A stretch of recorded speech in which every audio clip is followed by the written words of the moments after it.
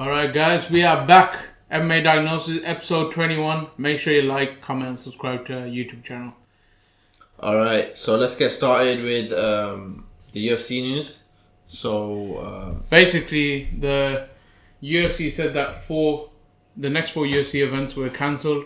So the ones on UFC 25th of April was Nebraska. And then you had Oklahoma City, 2nd of May. UFC 250 is supposed to be on the May 9th and it's Sao Paulo card. okay, Yeah, so they've said that the events were cancelled. The event. Yeah, that's what it said. Okay, but what I've got here is that one is saying that there's a bit of a confusion. So I'll just quote what he said. Yeah. So he goes that a bit of confusion. It seems over the UFC's release that they cancelled their next four shows. So May the 9th and every Saturday after that is still their return date plan.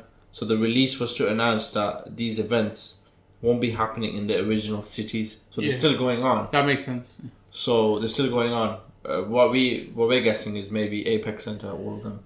Yeah, Apex and Fight Island. If they you think they're gonna be all American fighters or like local? Nah, whatever they can get, they'll fight. They do the Fight Island, that'd be good, but nah, they might get that. So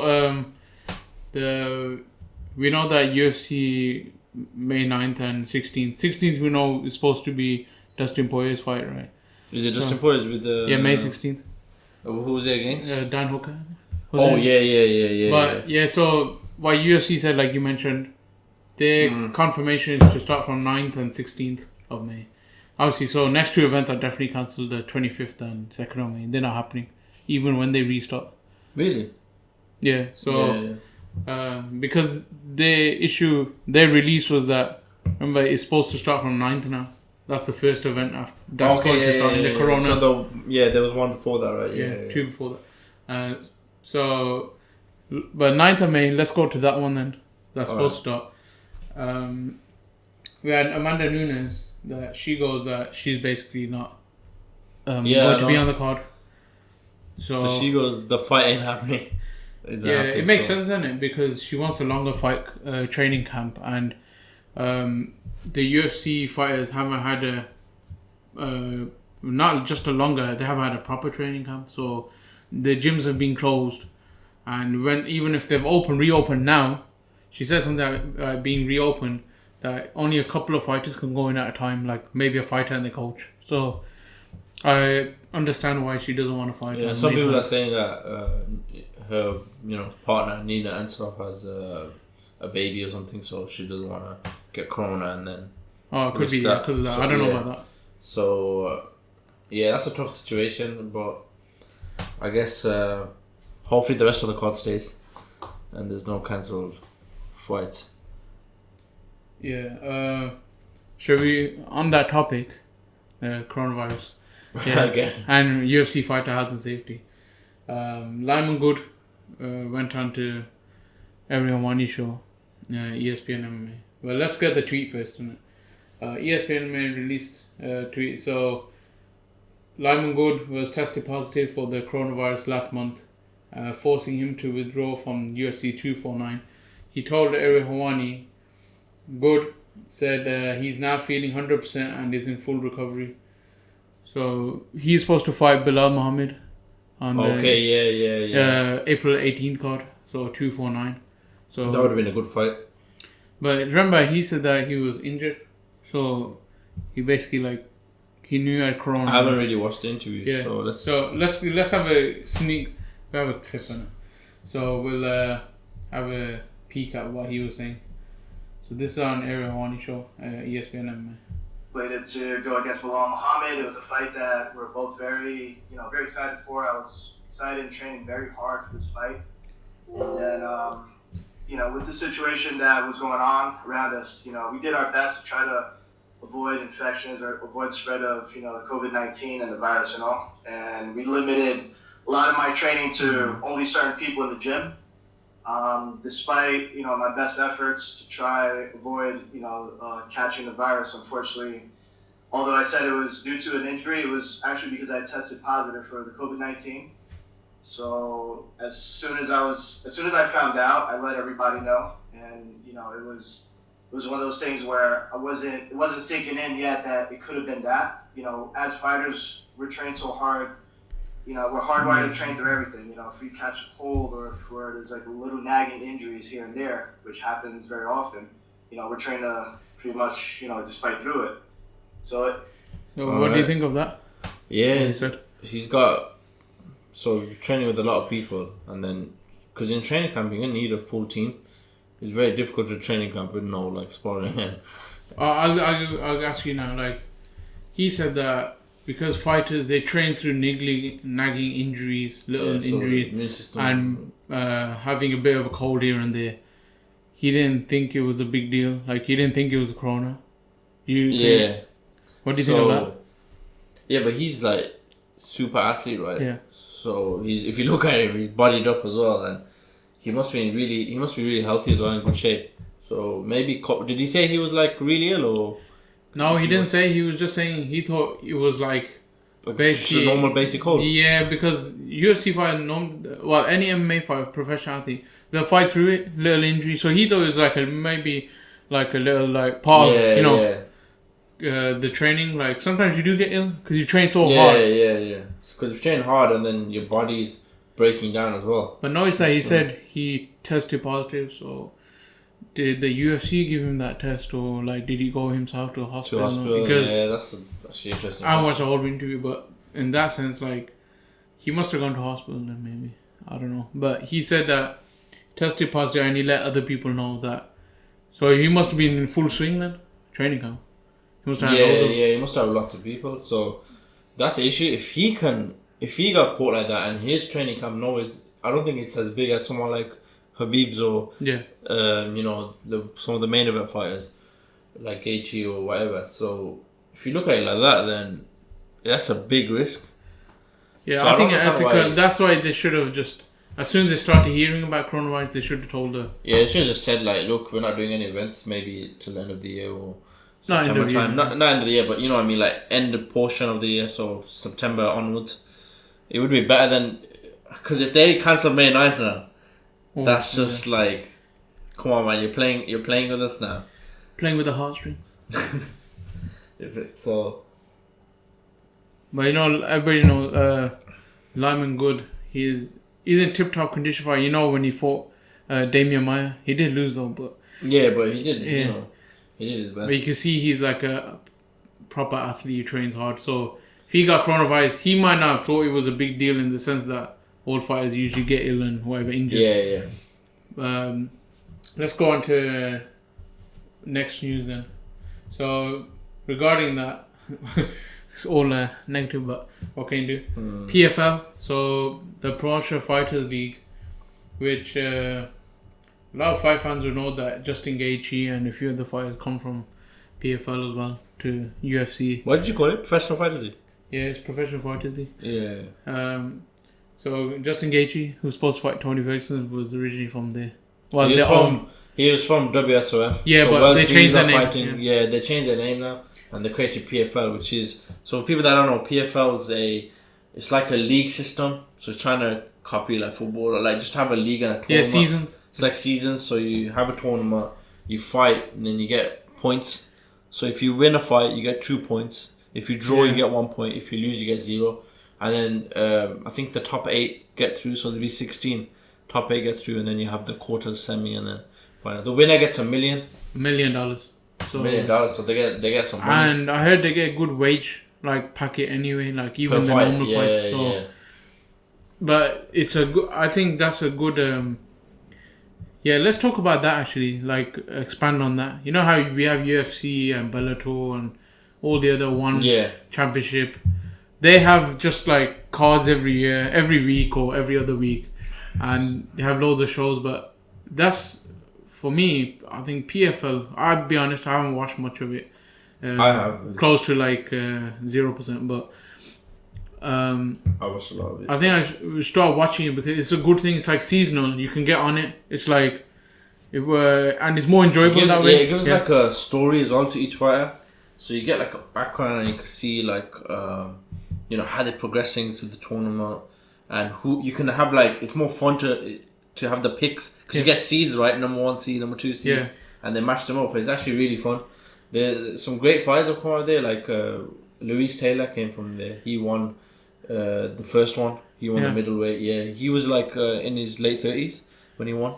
So he started MMA when he was like 29, 30 years old. He had a wicked story. See, like that, you get like amazing stories like that. I think like you said, because you have a progress, of each fighter, that you can invest your time in them. Like learn what makes them tick, what do they enjoy, and things like that. Like their background story, you can learn about them. Whereas in UFC and like the main fighters like Khabib, Conor McGregor, and a few others. A lot of people know, but you don't know the backgrounds of most of the fighters, to be honest. You don't. Because there's so many fights and happening like once a week, definitely. Like you'll see a UFC card. But with the PFL, because you got a season, you're invested in the fighters, and because you want certain fighters to win and to progress to the final, you're gonna, learn about that fighter and wanna, be a fan of them. So that's one of the reasons why I was watching it. So I was watching it. And you get some top fights, Some fights are decisions, a lot of, they're not the most entertaining, but a lot of them are really good. So you mentioned that, the rule set, like you said, the quicker you win in it, like each round. So like if you... Oh, okay, sorry, I got to mention that. Yeah, so if you knock out someone in the first round and finish them submission, right, that's an extra, 3 points, I think, or 4 points. And then each, so if you do second round, it's like... The points go less. The points go less. So the points go less, yeah. So, actually, you know what? I think it's 3 points to win. So if you win, you get 3 points. Oh, okay, and 1 point to draw. 1 point draw, and then 0 if you think. So if it's a 3-round fight, right? And if you knock the guy in the first round or finish them, you get 6 points. Oh, okay. And then if you do second round, you get 2. And then because they can only do in second round, then you get 5. Yeah. And then third round you get 4. So it's like the first rounds. They're all 3 rounds, right? Or they're all 3 rounds. So there's no 5 rounds, I think, fights. So they're all 3 rounds, and then I'm assuming because I haven't watched it, I'll be honest, but I want to get on it now because I think that's a good way of showing all the fighters and their stories and backgrounds. So I think I'll be interested. Another interesting thing is Tony Robbins and Kevin Hart invested into it as well. Yeah. So they've actually invested into it. And they're on the shares. They got shares in it. Yeah, I think they put money into it. Oh, right. So I hope it's big. Like if they got Kayla Harrison. So she won the last tournament. Oh, now that you mentioned it, okay, carry on. She won. Yeah. So some big people have come out there. See, the problem is right now for some reason my mind's gone blank. I can't remember the name. I'll give you an example. So like Kayla Harrison now. So she said that on Twitter. This was yesterday, 20th of April. I promise you this. I'm not fighting this year. So I can understand. No, she said I'm not fighting this year. So she's saying she wants to fight this year. Oh, okay. Oh, I misread that. I'm not fighting this year. All right. Yeah. So she's saying she wants to fight this year. Oh, okay. So basically. We know Kayla Harrison, for those that don't know, 2-time Olympic gold medalist in judo. Yeah. So, but I'm not okay. I misread that. So, I don't know if she's going to UFC or Bellator then. But yeah, I'll tell you a funny story about her. I watched her in the Olympics, live, and she won. I think it was in London. She won. Yeah, she won London 2012. I was watching her on TV, and mad as now she's in MMA and she's on PFL and. But she was supposedly Ronda Rousey's was it training or was it like? She's a lot younger than Ronda though. No, was she like an underling though? Like I can't remember. Yeah, I think so. Yeah. The backstory behind that. I don't know the full backstory right now. I can't remember. I did watch about it. She went through a lot though, one of the coaches I think assaulted her and that. Yeah, so, I don't know about that. I can't allege you. Yeah. So. So is she fighting in? I don't know what league she's gonna fight in then, because if PFL's closed, she has to fight somewhere then if she wants to. Do they let you fight outside of PFL? Nah, I don't know. I don't know about that because I don't know. I really don't know. Because they can't afford injuries then to the fighters. But since they're not doing it this year, I'm suppose they could allow fighters to fight somewhere else. They could let them fight like maybe Ryzen, who has more like a flexible kind of contract or somewhere like that. Maybe they could do end of year card for Ryzen, or that'd be interesting as well. But I thought they were going to get paid anyway. So if they're gonna get paid, then she's a competitor, right? Yeah. That's the reason why she won 2 Olympics. Yeah, I thought they were gonna get paid, but I need to read up on that. But yeah, man. So if you're an MMA fan, get on PFL, man. PFL is actually wicked. Professional Fighters League. I got my mate onto it as well. I was trying to show him it as well. So. And for those that don't know, Ali Abdulaziz was part of WSOF, which was World Series of Fighting, and Ray Safo. So Ray Safo, top K1 kickboxer, and he's fought in MMA as well. He was part of it. He actually fought in WWE. So Ray Safo, funny story. He was like the like Dana White, the president kind of WSOF. Yeah. He fought in WSOF. So there was a guy that fought him. I can't remember his name on top of my head. He fought him and beat him. Imagine beating up your own boss. Like in a fight. That's awesome. So yeah, it's quite interesting. I suppose a lot of working class people can can relate to that. Let's go on to a big story. Well, not a big story, but like on Friday, we know that UFC 249 weigh-ins was supposed to happen. The only fight that did weigh in. What's Tony Ferguson. Tony Ferguson. Tony Ferguson is the type of guy that will just weigh in for the sake of weighing. Yeah, but, for a fight that's not going to happen. Yeah. So got his he put footage on Instagram. So let's have a look at that first. Yeah. He weighed in.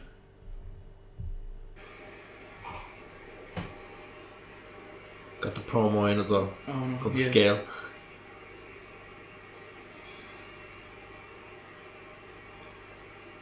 Oh yes, 155 pounds, man. Oh damn. Yo, some high tech stuff there. Right. Yeah, it looks like he. You know that? Yeah, I don't know why he would do that. He goes that. Interestingly enough, he goes that he. So I'm just reading an article off MMA Junkie. He goes that it was a 24-pound 4-day weight cut, so he lost 24 pounds. Wow. So how much was he weighing then? 179 pounds. Yeah. 4 days ago. 4 days before that, and then he goes. He just made effing sense. Yeah, I don't think that would make sense, because if you're going to fight again on May the 9th, you have to make that weight cut again. Isn't that bad for you though, for your body? Yeah, he goes that it wasn't just for me, man. It was for my team, my sponsors, and obviously my family. It was just a commitment to myself to follow through my weight cut. We were supposed to have a fight here. Obviously, Khabib didn't make the fight, so Gaethje filled in. To me, it just made effing sense, man. It is what it is. Because I like the way my body is adjusting to this. I just spent probably an hour and a half of rehydrating. It was a good practice run for me mentally and physically. I'm close to weight. And then he goes, I don't know if Justin Gaethje's down to take the fight or not.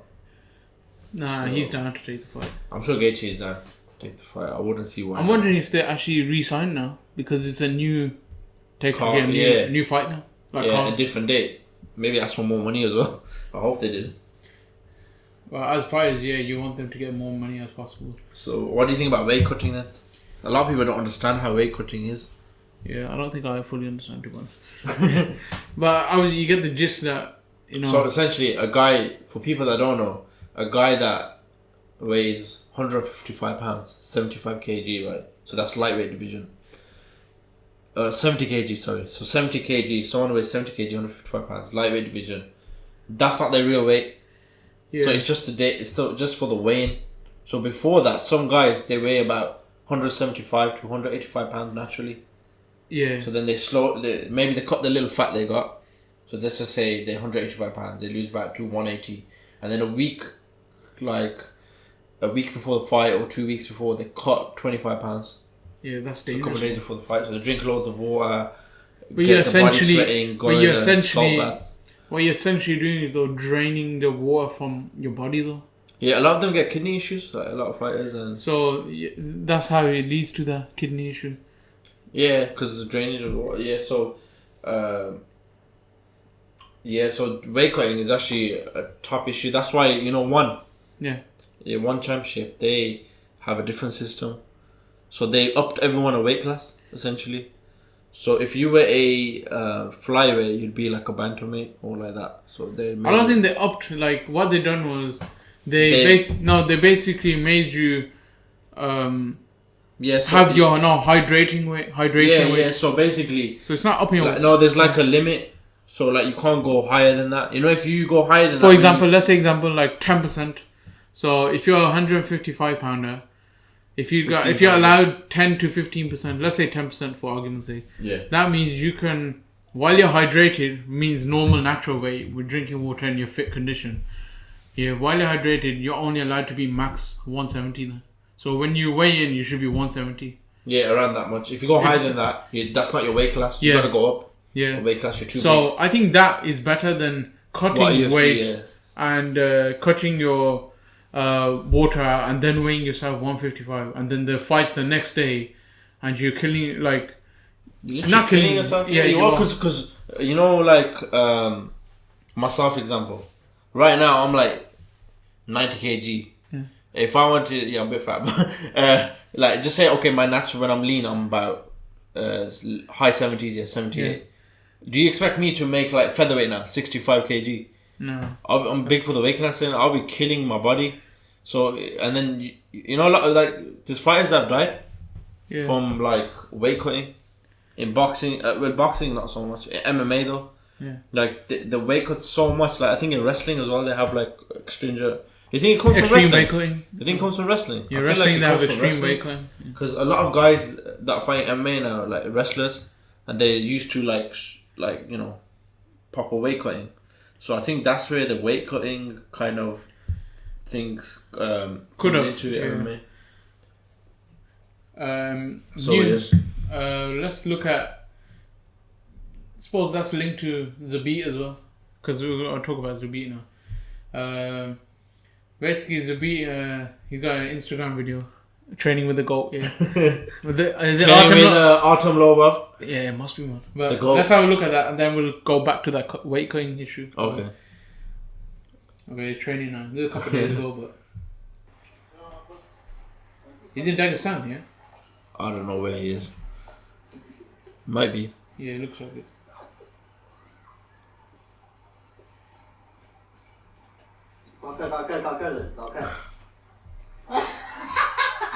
Freaking hell. Yo. What the? Mine jumped up, The goat jumped up. Wait, he was training. That looks like Dagestan. Like, it doesn't look like America. Yeah, it might be Dagestan. Yeah, it's back home now. Nah, they all went back home, remember? Yeah, I think they've all gone back home, so. But that goat, that horns, bro.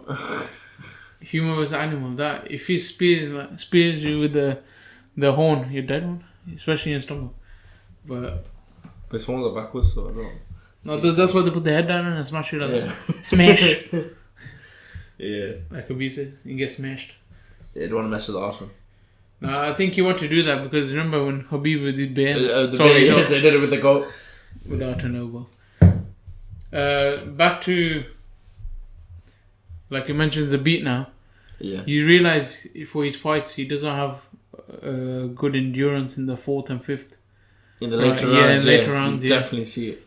So I think, in my opinion, expert, unprofessional. Yeah. That I think weight cut does affect him. He's quite tall for a featherweight. Yeah. He's like 5'10", right? Something like that. 11. He's like 5'11", 5'10". Yeah, for featherweight, 145 pound. That's. I remember there's 14 pounds, so that's 10 stones basically, nearly. So 10 stones and you're 5'11". That's yeah. So I think that 65. Affects his that affects his fighting style because remember he has a high explosive, high octane explosive kicking. Kicking takes more energy out of you than punching. Yeah. It's more fancy style. Yeah, he's got a wushu background, so kind of kung fu, and so you see the kicks that he does and everything. He's got a wrestling background, you can see. Man. Yeah. But yeah, he does get if you watch. Was it which fight did he have 5 rounds? Was it Clive and Kayla? I can't No, that was 3 rounds. I can't care. But he got tired in the later rounds. Yeah, I remember he had a 5-round fight. And then even with was it with Stevens? Oh, James yeah, Stevens. Yeah. So that was a 3-rounder. I can't yeah, remember. but even then he gets tired in the 3rd round. You always see him slack off in the 3rd round. Like first 2 rounds, he looks solid, looks good, and then 3rd round, you can see the wear and tear. So like, if he fights a guy like Holloway now, that's not looking. Volkanovski as well. Yeah, he won't last. I don't know if he'll last the later rounds. Because is he would you call him a finisher? I wouldn't say he's like a proper finisher. He's not. Not in my personal opinion. He's not a finisher. Because he kicks and punches, like, it's all good and that, but you don't see him finish fights. Like, he's done, like, I think he's finished 1 or 2 in UFC. Anyways, he's had about 5-6 fights now. But yeah, you don't see that. I don't know, man. That cardio endurance. Yeah, it could definitely be a weight cut, but it might just be training as well. Yeah. Maybe he doesn't. Some people are naturally more better at cardio. They have better gas time. But look how busy he is now. Oh yeah. But that's because I still don't think he's fighting at his weight. He's fighting at low weight class. He should be fighting. He should be fighting at lightweight. 155 at least. But I think they're too strong and powerful at lightweight. Yeah, but he can build up on it, muscles though. Maybe muscle, do some strength training. But maybe the muscle won't be good for him. For his style as well. Yeah, it could be that as well. So maybe he might get more training with the muscle. More blood. But if you never try, then you wouldn't know. Yeah, he should try that though. But maybe because there's a lot of Dagestani brothers in lightweight as well. You got Islam Makhachev, and then you've got Khabib. Rustam Khabilov, and then you got Habib as well. Yeah. So you got all these like guys. Yeah, he wants to win in a different weight class. Since we're talking about Dagestani fighters, I was a bit annoyed though that they released Merbek Taisumov. He's Chechen, but from that region, the Caucasus. Yeah, they've released him now. He was on a tear, and then he had the visa issues. All these visa issues, I don't know why. Like, well, what can you do when it happens? We know why he had visa issues. Let's not get into that. But so when you see fighters like that and they're getting released and they're like top fighters. But remember, there's a lot of fighters getting released, not just him. Yeah. But so you can't just put it down to. Yeah, but a lot of the guys had like a long losing streak or. Yeah. But then I guess the UFC doesn't want to deal with these visa issues and things like that. So. Any other news or any fight talk? Yeah, I've got news. So. I could talk about Joanna. Since we're talking about.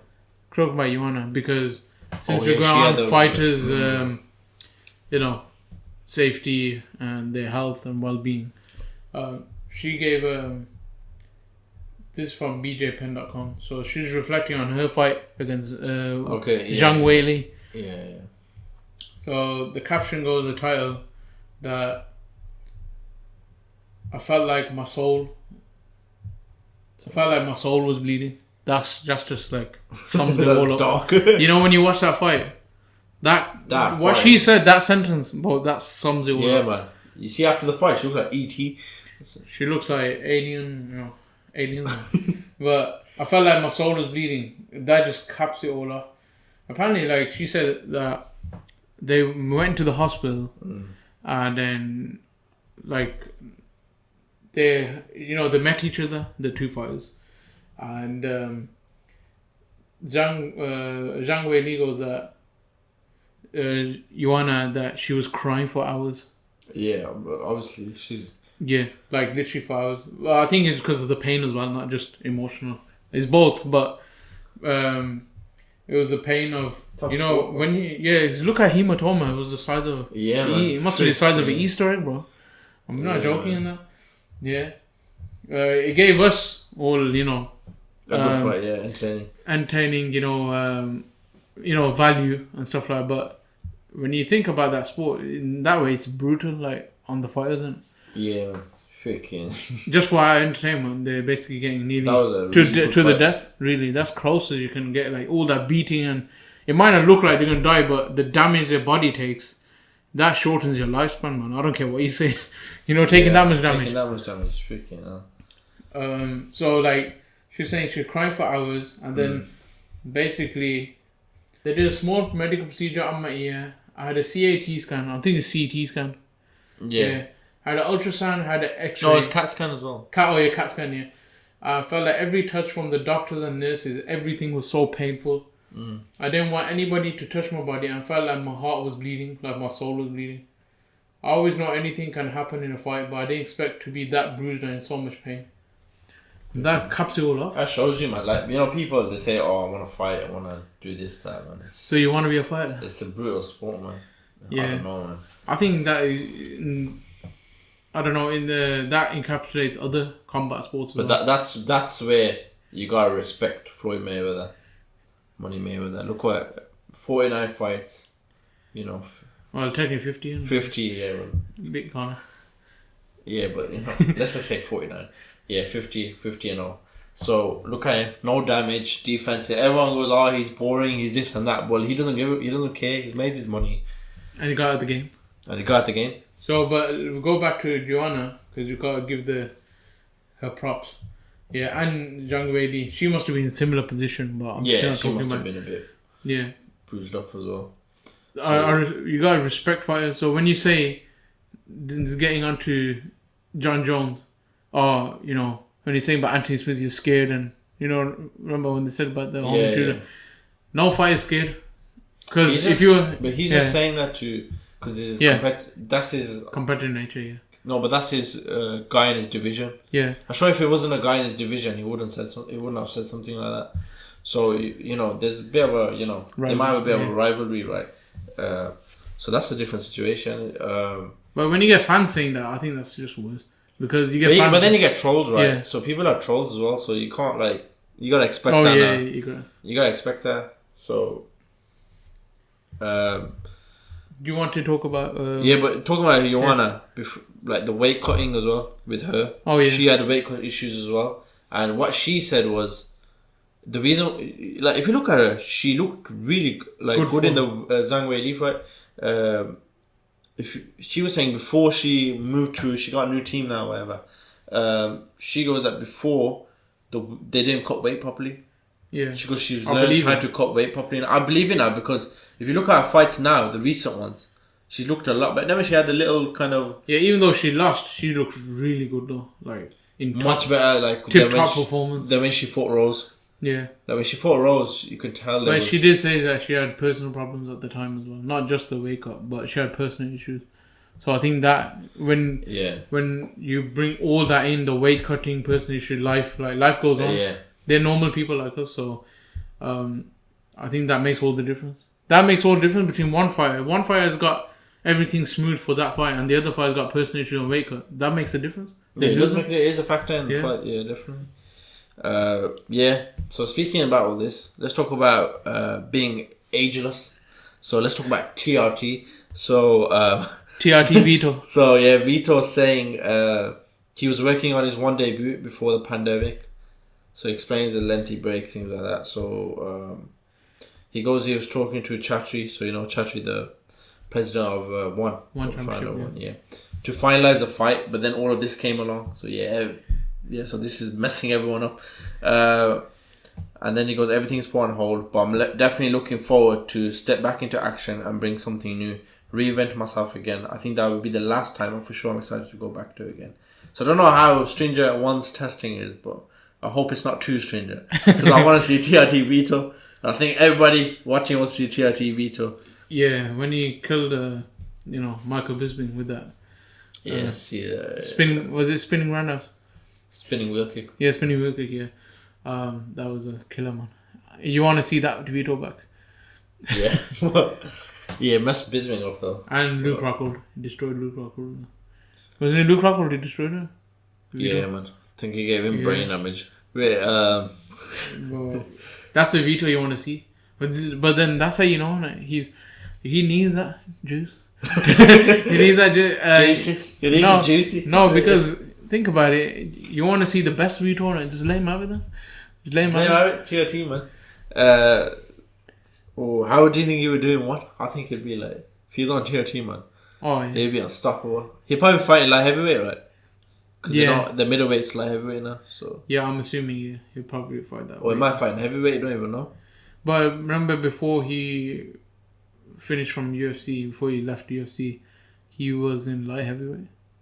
Yeah, I know. He was in light heavyweight, and then he went down to middleweight once he got Yeah. on TRT. Yeah, but if you look at him, if you see him.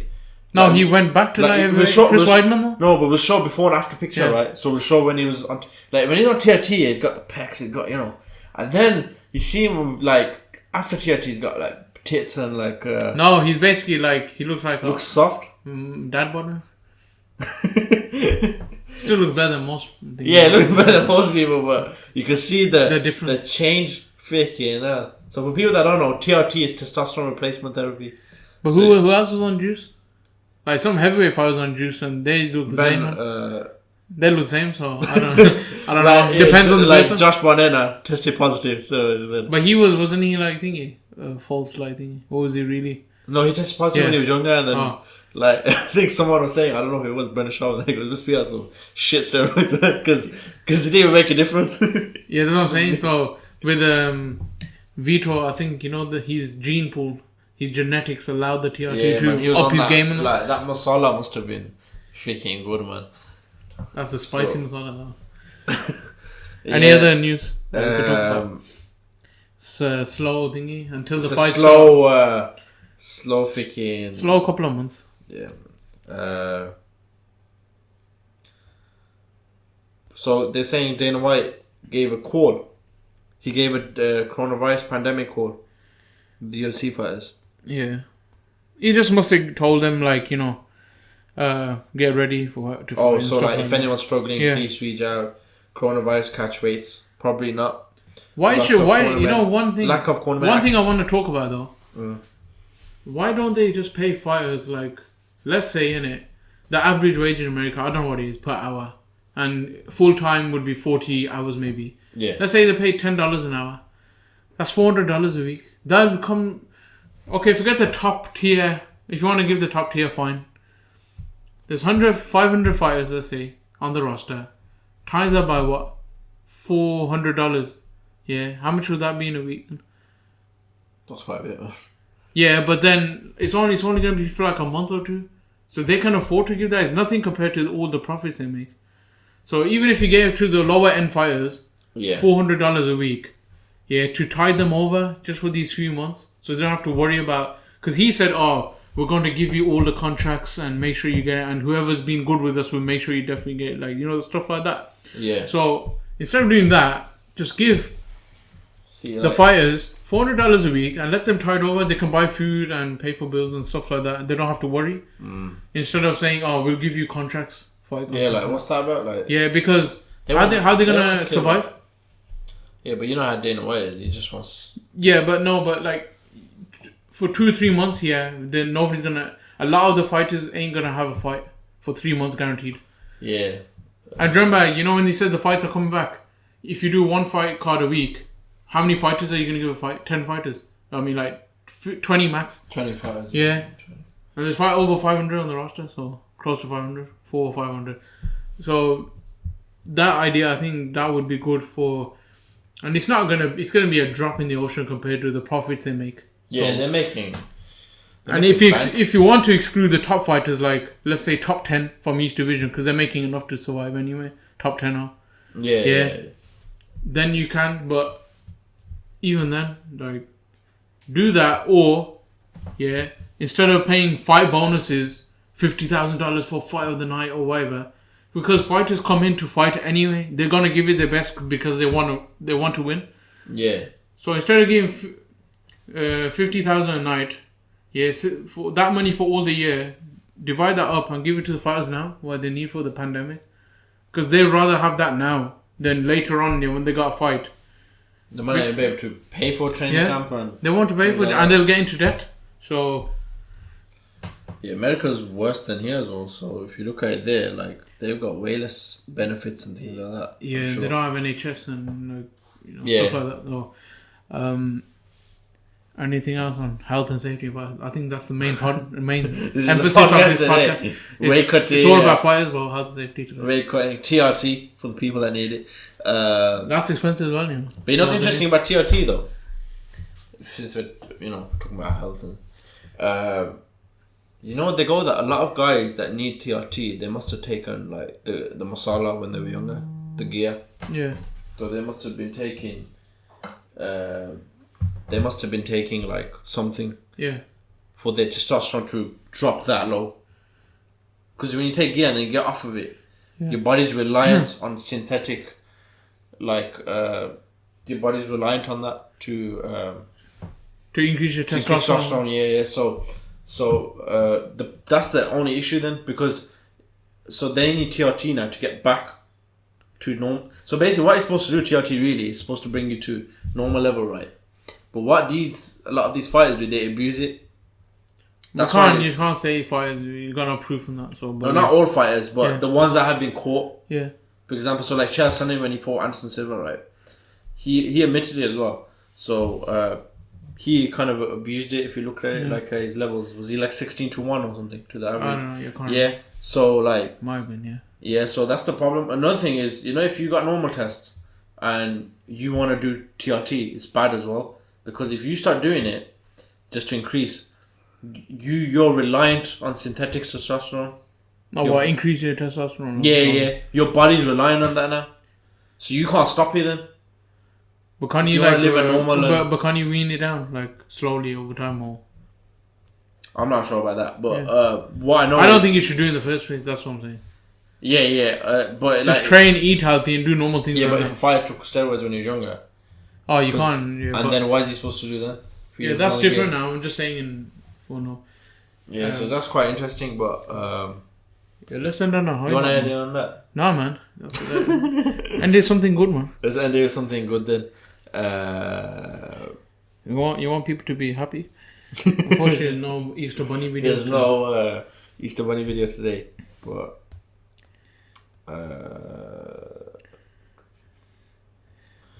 Bellator Recharged is premiering on Saturday. Oh shit! With heavyweight Grand Prix highlights. So, is that like they basically like the heavyweight Grand Prix that they had? Yeah. So it's like highlights of that. So like Rampage versus Chael Sonnen.